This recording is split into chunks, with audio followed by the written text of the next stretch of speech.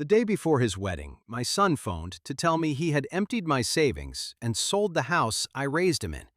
And he said it the way a man tells you the weather. "It's handled, Dad. I moved the money, and the house closes today. You'll land on your feet. You always do." Then he went back to his rehearsal dinner. He was so certain he had won that he did not even lower his voice. He had no idea that he had just stolen from the one man in the state who had spent 40 years watching people get robbed by exactly this kind of paperwork, and knew precisely how to take it all back. So I did not argue. I hung up, poured myself a glass of iced tea, and made a single phone call. And by the time he was standing at the altar the next afternoon, my son was about to learn what happens when you forge the signature of a man who wrote real estate law for a living. Before I tell you the whole story, do me a small kindness. Subscribe and drop a comment telling me what town you are watching from tonight. It genuinely lifts an old man's heart to see how far these stories travel. Now, let me start where it started. One honest note before we begin. This story is a work of fiction. The voice you are hearing and the images you are seeing are AI-assisted. Names, places, and events are invented for storytelling. Any resemblance to real people is purely coincidental. But the lessons about family, greed, and quiet strength are very real. Now, let us begin. My name is Dale Merrick. I am 72 years old, and I live in Savannah, Georgia, in the same square-shaded neighborhood where I have lived for most of my adult life. For 40 years, I practiced real estate and title law, which is not a glamorous profession, but it is a revealing one. Half of my career was spent helping honest people buy homes, and the other half was spent cleaning up after the ones who tried to steal them. The forged deeds, the fake powers of attorney, the quiet transfers pushed through while an elderly owner was too confused or too trusting to notice. I have seen every trick a person can play with a piece of property, because for 4 decades it was my job to catch them. I never imagined I would one day have to catch my own son. My wife, Joan, was an elementary school teacher for 35 years, and if you grew up in this city, there is a real chance she taught you to read. She had that particular kind of patience that only the best teachers have, the ability to sit with a struggling child for an hour and make him believe he was smart. We bought our house 44 years ago, a tired old place with good bones on a quiet lane, and Joan spent the next 4 decades bringing it back to life. She stripped the floors herself. She planted a garden that made strangers stop on the sidewalk. That house was not a building to her. It was the 3rd member of our little family, and every board in it held a memory. When Joan passed last winter, the silence in those rooms was almost more than I could bear, but I could not imagine leaving them. Everywhere I looked, I saw her hands. People who have never lost a spouse imagine grief as a single great wave that eventually recedes. It is not like that. It is 1,000 small ambushes. It is reaching for the second coffee cup out of habit. It is hearing a joke and turning to tell her before you remember. In those first months after Joan died, the house was both my greatest comfort and my sharpest wound, because every room still held her, and every room reminded me she was gone. I would not have traded that ache for anything, because it was the last thing I had left of 44 years. And that, more than the money, is what my son truly stole from me when he sold that house out from under me.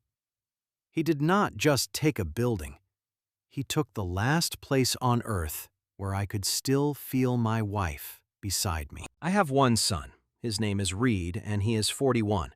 And I have spent a great deal of time these past months trying to understand where the boy I raised went. Reed was bright and charming, and from a young age allergic to the word no. Joan and I gave him too much, I know that now, and every time we filled his hand, he learned only to hold it out again, a little more insistent each time. 2 years ago, he met a woman named Tessa, whose family had the kind of old Savannah money that comes with a name on a building. And from the moment he did, my son became a man performing a role he could not afford. The cars got more expensive, the vacations got longer, and I watched, quietly, the way I once watched a closing table when something in the paperwork did not add up. And I waited to see what he would do when the performance finally outran his ability to pay for it. I had seen this exact pattern 100 times in my career, though never so close to home. A man reaches beyond his means to impress people who value him only for his means, and the gap between what he has and what he pretends to have becomes a kind of debt that compounds in the dark. Sooner or later, that man goes looking for a shortcut, a quick and quiet source of money that nobody will miss until it is too late. In my working life, that shortcut was almost always an elderly relative and a piece of property. I spent 40 years cleaning up after sons and nephews who decided that Grandma's house was really theirs in waiting. I simply never imagined I would look up one day and find that the son in the story was mine, and the elderly relative was me. It was a bright, cool Friday morning, the kind Savannah does so well in the autumn, and I was on the back porch with a cup of coffee and the newspaper when my phone showed a notification from the bank. Out of habit, more than worry, I opened the account where I kept our everyday money, the account Joan's smaller life insurance policy had landed in. $465,000 set aside for the ordinary business of a widower's life. The balance was not $465,000. It was zero. A clean, round nothing, sitting where nearly $500,000 had been the week before. Now, a man my age is supposed to clutch his chest at a sight like that. I did not. 40 years of watching other people lose everything taught me that the worst possible thing you can do in the first minute of a disaster is panic, because panic is loud and stupid, and it warns the person who robbed you that you have noticed. So I set the phone down gently on the porch rail, took a slow sip of my coffee, and let the cold, careful part of my mind come forward and take the wheel. There is a particular calm that a long career in a difficult profession gives you, and it is not the same thing as being unafraid. I was afraid in that moment, in the deep way a father is afraid when he first glimpses what his child has become. But fear and panic are not the same. Fear is quiet, and it sharpens you. Panic is loud, and it blinds you. I had watched panic ruin good people at closing tables, watched them sign things they should never have signed because someone had frightened them into hurrying. So I did the opposite of hurrying. I sat on my porch in the cool morning light, and I made myself finish my coffee before I did a single thing. Because a man who takes the time to finish his coffee is a man who has already decided he is going to win. I was still sitting there when my phone rang, and it was my neighbor, Estelle, from 3 doors down, a woman who has known me for 30 years. Her voice was strange and careful. "Dale," she said, "I don't want to alarm you, but there's a moving truck at your place, and there's a sign in the yard. It says sold." I thanked her calmly and told her it was all being handled, and I hung up. Then I drove over, not fast, and I parked across the street from the house Joan and I had loved for 44 years, and I looked at the real estate sign staked into her garden with the word sold slapped across it in red. And I watched 2 young men carry my recliner out the front door and into the back of a truck. I did not get out of the car. I have learned that you do not win a war by charging the first skirmish. You win it by understanding the whole battlefield before you fire a single shot. That principle carried me through 4 decades of the ugliest property disputes this city has ever seen. The people who lost, almost without exception, were the ones who reacted, who called shouting, who filed the angry lawsuit before they understood the facts. The people who won were the ones who went quiet, gathered every document, mapped every relationship, and only moved when the outcome was already certain. My son had grown up watching me leave for work in a suit, and he had somehow concluded that my work was boring, that his father shuffled papers while more exciting men made real money. He never understood that the papers were the power. He never understood that, in the end, the person who controls the documents controls everything, and everyone else is just a guest in a house whose deed they have never read. I called my son from that parked car, and I turned on the recorder first, because old habits are the ones that save you. He answered cheerfully, a little breathless, surrounded by the noise of a rehearsal dinner. "Read," I said, keeping every ounce of feeling out of my voice. "There is a moving truck at the house and a sold sign in your mother's garden, and my savings account reads 0. I would like you to explain that to me." He did not even have the decency to pretend to be caught. "Okay, don't freak out," he said. "Yeah, I sold the house and moved the money. Look, the wedding is huge. Tessa's family is footing part of it, but I have to hold up my end. And honestly, Dad, that house is worth way more than you sitting alone in it being sad. It was going to be mine eventually. I just sped up the timeline. You should thank me. It's an early inheritance." An early inheritance. He actually used those words, standing in a rented ballroom, spending his dead mother's insurance money and selling the house she rebuilt with her own 2 hands. I let him keep talking, because a man who believes he has already won will tell you everything you need to bury him. He told me not to make a scene at the wedding, that Tessa's people were sophisticated and would not understand my kind of drama. He told me he had found a nice apartment I could rent with my pension. And then, because he could not help himself, he told me the house had already closed that morning, cash buyers, quick and clean, and that there was nothing to be done about it now. Then he wished me a good night and hung up to go back to his party. I sat in that car for a long moment, and I did not feel rage. I felt the specific, cold focus of a man who has just been handed a case he already knows how to win.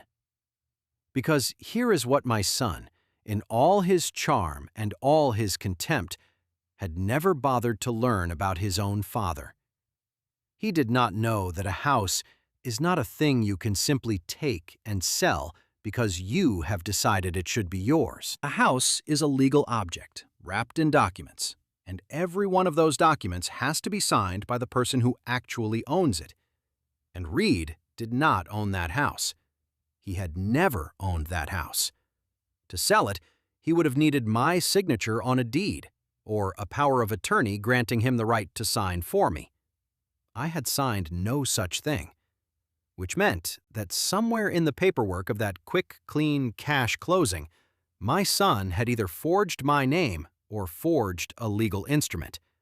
And either one of those, in the state of Georgia, is a felony that a real estate attorney of 40 years knows how to prove in his sleep. I did not go home. I drove to the county records office, a building I had walked into 10,000 times across my career, where the clerks still knew me by name, and I pulled the deed history on my own property. It took me about 20 minutes, and it told me the whole ugly story. There, recorded just 3 weeks earlier, was a transfer of the property, and clipped to it in the file was a power of attorney, notarized, granting my son Reed full authority to act on my behalf in the sale of real estate.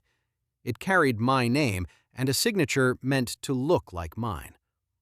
I have testified as an expert on forged signatures more times than I can count, and there is a strange professional detachment that comes over you when you examine one, even your own. The forger had done the loops well, and the slant was close, but he had made the mistake every forger makes, which is that he drew the signature instead of writing it. A real signature is a single fluid motion, made 1,000 times until the hand does it without thought. A forgery is a careful drawing of that motion, and under a loop you can see it. The tiny hesitations, the places where the pen stopped to check the model and started again. Whoever traced my name onto that power of attorney had stopped 4 times in the middle of a signature I complete in one stroke. To a jury, that is the difference between a family misunderstanding and a felony. To me, it was proof that my son had sat and labored over the theft of his father's home. I had drafted several thousand powers of attorney in my life. I knew the language, the format, the tells, and I knew the instant I saw it that I had never signed it, because the version of my signature on that page was one I stopped using in my 40s, copied, most likely, from an old document my son had found in my desk. I sat with that page for a long time in the quiet of the records office. I thought about how much work the forgery had actually taken. My son had come into my study at some point in the months around his mother's death, and he had gone through my old files. He had found a document bearing my real signature, studied it, and traced it, carefully enough to fool a notary, onto a power of attorney he had drawn up to steal my house. That is not a crime of passion. It is not a desperate mistake made in a single bad moment. It is a patient, deliberate, cold-blooded plan executed over weeks, while I grieved his mother in the next room, believing I still had a son who loved me. The signature was a good copy. It was the effort behind it that broke my heart. But the deed was only half of it. The other half was the money. And this is the part where my son truly underestimated the man he was stealing from. Reed believed he had emptied my accounts, and in a narrow sense he had. He had drained that $465,000 account down to zero. What he did not know, what he had never once thought to wonder, was that a real estate attorney who spent 40 years watching families get wiped out by a single point of failure does not keep his life savings in a single account. That account was the small one. It was the operating account, the everyday money. The real proceeds of Jones' estate, the bulk of what she and I had built across a lifetime, had been placed 2 years earlier into an irrevocable trust, structured and sealed and entirely beyond the reach of anyone but the trustee. My son had kicked in the front door of an empty room and declared himself king of the house. I want you to understand that I took no satisfaction in any of this.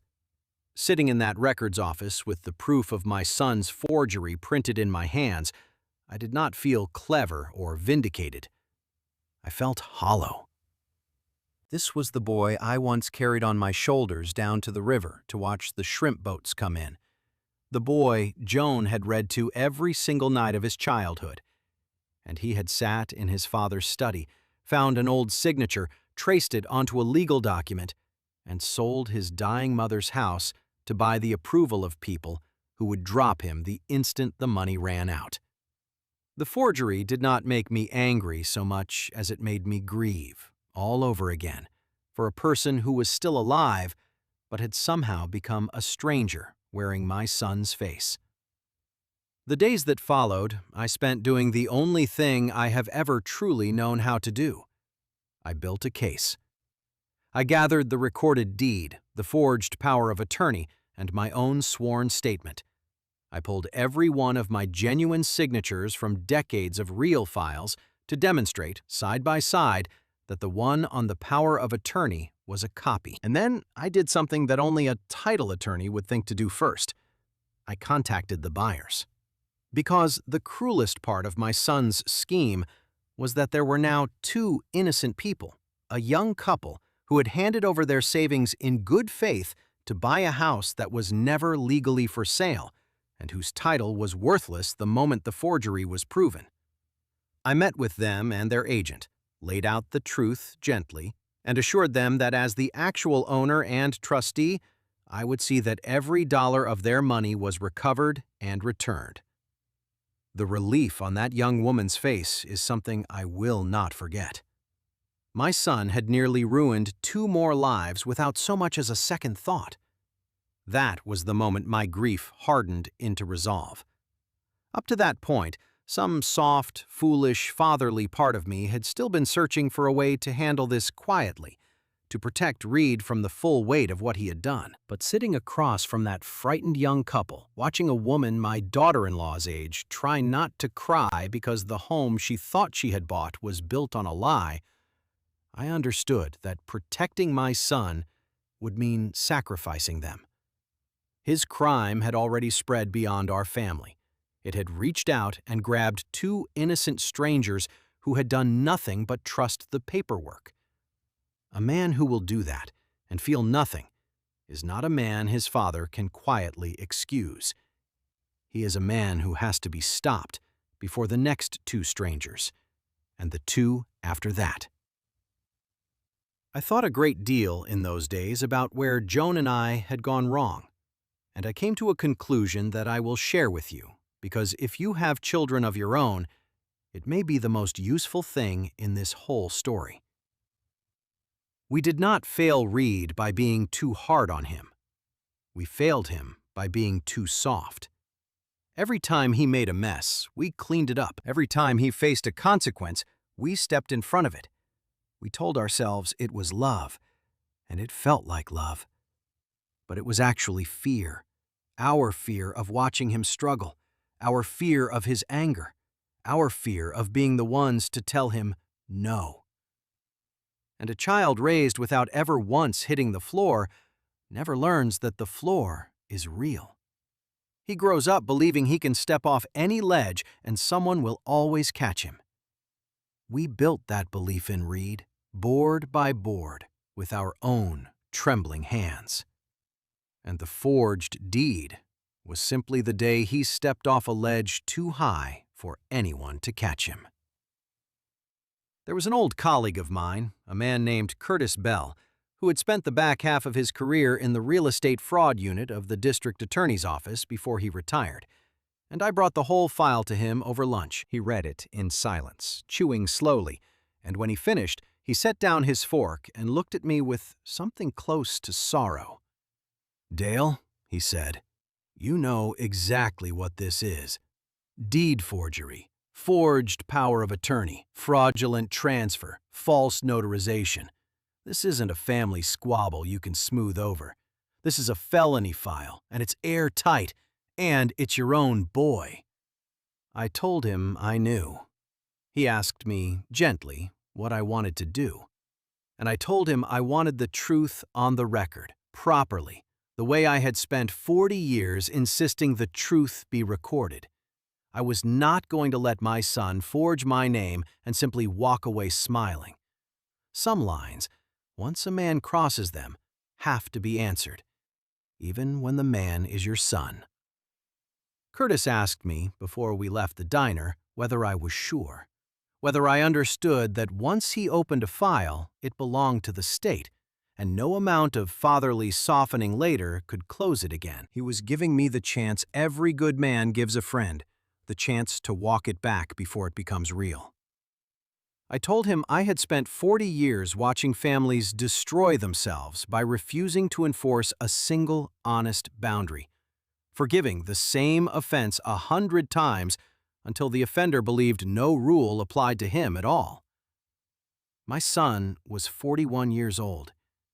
Every consequence he had ever earned, Joan and I had paid for him. And look what our love had built.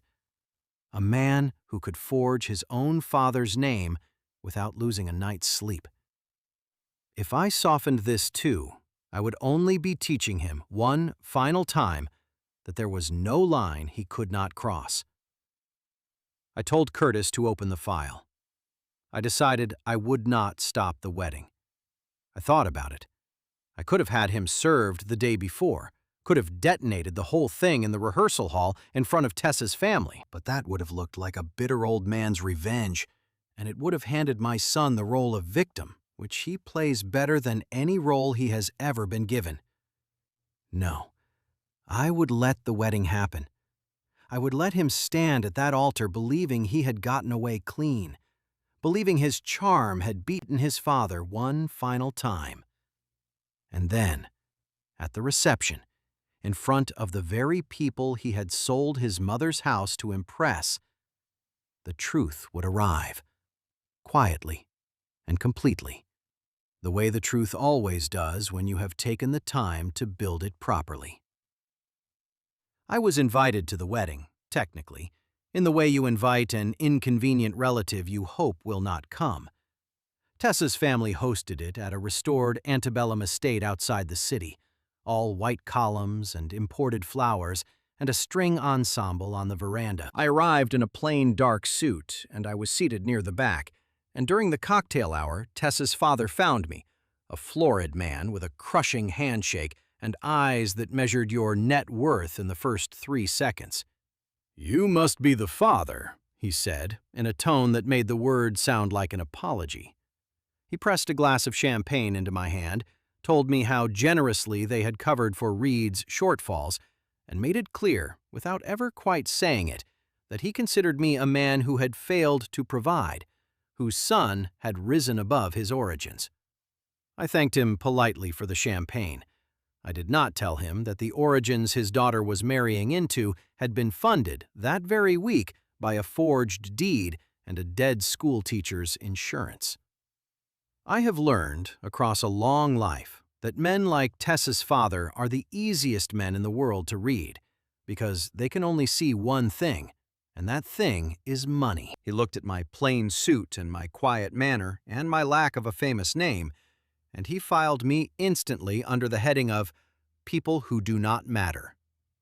It did not occur to him, not for 1 second, that the unimpressive old man holding the champagne he had handed over as a kindness had personally structured more wealth in this city than his whole family had inherited. I let him believe what he wished. There is no better disguise in this world than a rich man's contempt. He spends the whole evening certain you are beneath him, and never once notices the ground opening under his own feet. The ceremony was beautiful. I will not pretend otherwise. My son looked happy and handsome under that canopy, and for a few minutes, watching him, I let myself remember the child he had been before the world taught him that charm was a substitute for character. Then the vows were said, and the guests moved to the reception under a great white tent strung with lights, and the champagne flowed, and my son stood in the center of it all, glowing, the master of a kingdom he had stolen. I watched him work that room, and I will admit that the charm was real. It always had been. Reed could make a stranger feel like the most important person alive for the length of a conversation. And Tessa's guests, who had come prepared to look down on him, were laughing at his jokes within the hour. That charm was the tragedy of my son. He had been given a gift that most people would kill for, the ability to make others love him, and he had used it his whole life as a substitute for becoming someone actually worth loving. He was a beautifully wrapped box with nothing inside. And in a few minutes, in front of everyone he had spent that gift to impress, the wrapping was going to come off for good. I waited until the toasts were done, and then, across the manicured lawn, I watched Curtis Bell and 2 detectives from the county walk quietly through the guests. And I watched my son's face as he saw them coming, and I watched the exact moment he understood that the man he had underestimated his whole life had finally decided to stop being underestimated. They did not make a spectacle of it, because Curtis is a decent man, and I had asked him not to. But there is no quiet way to arrest a groom at his own reception. The music faltered. The guests went silent, and Curtis said, in a low and level voice that still carried across that stunned crowd, "Reed Merrick, we need you to come with us. You are under arrest for deed forgery, forgery of a power of attorney, and real estate fraud." Tessa's champagne glass slipped from her hand and shattered on the flagstones. Her father went a deep, and dangerous red, and my son, in his beautiful tuxedo, turned in a slow circle looking for someone, anyone, to save him, and found 200 of the sophisticated people he had lied to, all staring at him like he was something they had scraped off a shoe. He found me last. Across all those tables and all those horrified faces, my son finally looked at his father, and I saw the arrogance drain out of him, and something raw and terrified take its place. He mouthed a single word: "Dad." And I did not look away, and I did not smile, and I did not soften. I simply let him see, at last, the whole truth of it. That the tired old man he had robbed and dismissed and sold his mother's house out from under had been 3 steps ahead of him the entire time, and had chosen this exact moment and this exact audience to let the paperwork he forged come due. Tessa's family did not visit him in the county jail. The wealth he had married for evaporated the instant the handcuffs closed, because it turned out their affection was every bit as conditional as his own. I did not press for the maximum. I am his father, and I am too old and too tired to want to watch my only child spend a decade in a cell. In the end, he took a plea, and he will serve a short sentence and carry a felony record that will follow him for the rest of his life. And Tessa's engagement to him lasted almost exactly as long as it took a detective to say his full name out loud. The house never legally sold, because the sale was built on a forgery, and a forgery transfers nothing. The young couple got every dollar back, and I moved home, into the rooms Joan rebuilt, and I sat in her garden the first evening, surrounded by the flowers she planted, and I told her, out loud, that I had kept it safe, that I had kept all of it safe. The neighbors helped me move my furniture back in, the same recliner and the same bookshelves the movers had carried out on that terrible Friday. Estelle, from 3 doors down, organized the whole thing, and half the lane turned out, and by evening the house looked as though it had never been touched, as though the whole nightmare had been a bad dream I woke up from. I know it was not a dream. I know there is an empty place at my table where my son used to sit, and that it will likely stay empty for a long time, maybe forever. But the house is home again. Joan's garden is blooming, and the people who tried to take it from me learned that some things are guarded by more than locks. The $465,000 my son drained was recovered in full, traced through the accounts he had scattered it into, clawed back the way stolen money always can be when a patient man refuses to let it go. I did not put it back in the bank. I used it to start something Joan would have loved more than any house. The Joan Merrick Reading Fund provides books and tutoring, and for the ones who make it that far, college scholarships, for children in the school where my wife taught for 35 years. The same struggling readers she used to sit beside for an hour at a time until they believed they were smart. Her name is on the door of the reading room now. Children who cannot yet read her name sit beneath it and learn, which is the only monument she ever would have wanted. I go up to that school on Tuesday afternoons and read to the youngest ones, the way Joan used to. I am not the teacher she was, not by half. But the children do not seem to mind an old man stumbling through a picture book. And there is one little boy, 6 years old, who cannot yet make his letters behave, and who reminds me so much of the students Joan loved most, the strugglers, the ones the world writes off too early. Last week, he read a full sentence out loud for the first time, and the whole room clapped, and I had to step into the hall for a moment. That is what $465,000 became. Not a wedding for a woman who never loved my son, not a down payment on the approval of people who dropped him the instant he fell. A little boy reading his first sentence under my wife's name. Joan would have said, "That was the best deal I ever closed."